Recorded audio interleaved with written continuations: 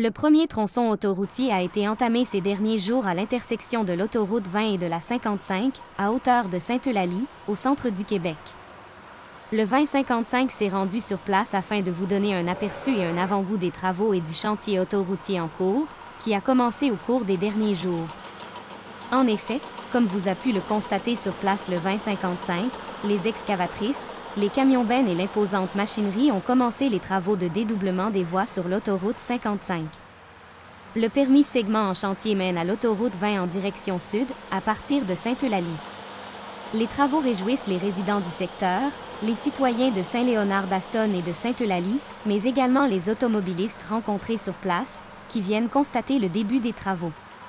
Ils poussent déjà un soupir de soulagement devant l'avancée du chantier, qui a bel et bien commencé sur plus d'1 kilomètre en direction de Saint-Léonard-d'Aston. Enfin, nous serons plus en sécurité, les voies en face à face appartiendront au passé, explique M.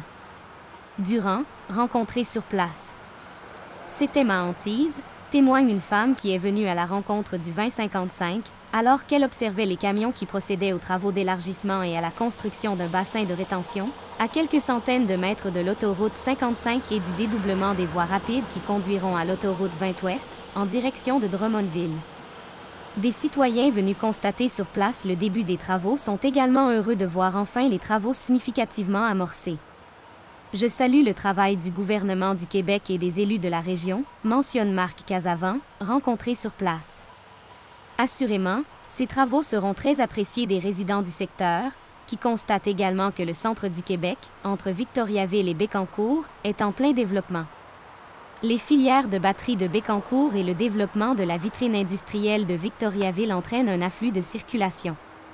Le dédoublement des voies rapides assurera non seulement la sécurité des usagers et des citoyens, mais contribuera également à poursuivre le développement de la région au centre du Québec, explique Mme Durand, également rencontrée sur place. L'élargissement de la 55 est une très bonne nouvelle pour les automobilistes, mais aussi pour le développement de la région. C'est un chantier qui arrive au bon moment, assurément, précise-t-elle. Dommage qu'il ait fallu autant de décès et d'accidents pour voir enfin le chantier prendre place, mais nous nous tournons vers l'avenir et nous accueillons ces travaux avec enthousiasme, ajoute la résidente du secteur. Les travaux sont prévus jusqu'en 2025, mais pour nous, c'est du concret maintenant, et nous avons très hâte d'y circuler, ont mentionné quelques résidents du secteur, visiblement heureux de voir le chantier et les travaux prendre forme. Les travaux s'échelonneront jusqu'en 2025, selon les annonces du ministère des Transports du Québec.